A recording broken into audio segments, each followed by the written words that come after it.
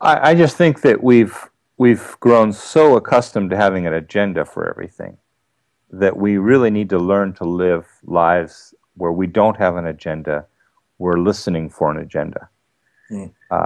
As an individual, as a leadership team, and as a community. And we're out of practice with that. We really are. I know with our movement, CMA, and the APEST Council I'm a part of, Apostle, Prophet, Evangelist, Shepherd, Teacher, we've been together for 20 plus years. And I don't think we've had an agenda in the last 10 years. We just meet without an agenda, and God brings to light what we're to talk about and what's important. We never leave feeling like it was a bad meeting. Yeah. My philosophy is, if you have the right people in the room, you don't need an agenda. Yep. If you need an agenda, you have the wrong people in the room. Mm-hmm. So I think what that does is it surrenders all agendas to the head, the King of Kings and Lord of Lords, and it allows people to come more expectant to hear God's voice. Mm. But that's the kind of thing I was talking about earlier, where we rob people of that opportunity by having a full-fledged agenda, having a schedule that's programmed to the minute. Yep. Those kinds of things, they just eliminate God's voice. Yeah. Mm. That's right.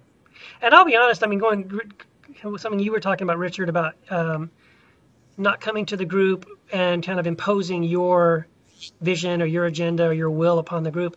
I mean, people don't believe me when I say this because, my wife and I started this group in our home, 8 years ago. But I'm going to be really honest. This group is not my dream group. If I was going to start a group that was Keith's group, it would be really different. I'm serious. We're all laughing. It's the truth. It's not. It's. I mean, there's so many things about it that frankly frustrate me. It's like, because not everybody in the room agrees with me on all these different points, and we don't always do the things that I wish we would do, and here's the other thing. Like, everyone assumes probably too that, I bet everybody that goes to Keith's group, they all read his blog, they've read all of his books. No, I think only one guy has ever even read my blog. Everybody else is like, oh, you have a blog?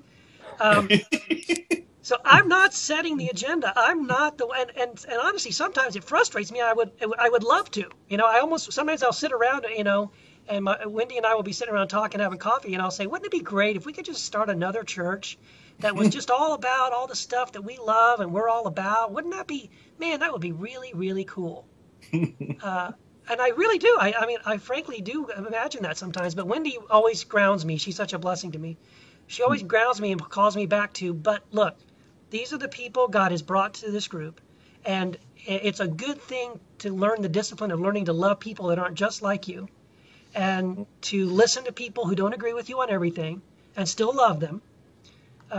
Even though there's not full agreement on everything, that whole idea of agreement isn't the goal, right? The goal is to gather around Jesus, to hear him and see him and experience him together, and not necessarily with people that are all in the same club and have the same decoder ring. Well, and if the goal is love, then love is never more beautiful than when it's with people that you don't agree with. Yeah. Mm-hmm. Yeah, so we need to make love the agenda or the goal rather than agreement. Yeah, and wasn't that the standout feature of the early church anyway? I mean, isn't that what arrested everybody around them, was the fact that you had Jews and Gentiles and men and women and slaves and owners and people that you would never find sitting around a table together, all centered around something. And Christ spoke of that oneness, that idea of me and you and me, when he prayed that prayer for all believers, and said that by this the world will know that you sent me. So apparently that that ability of God to gather people who would never otherwise associate is the witness. Mm-hmm. I mean, the world can get people to compromise. The world can get people to have transactional interactions with one another. But the world can't get people to rally around something where it's not a give and take. It's just a self-sacrifice. Only Christ can do that. And that's the church.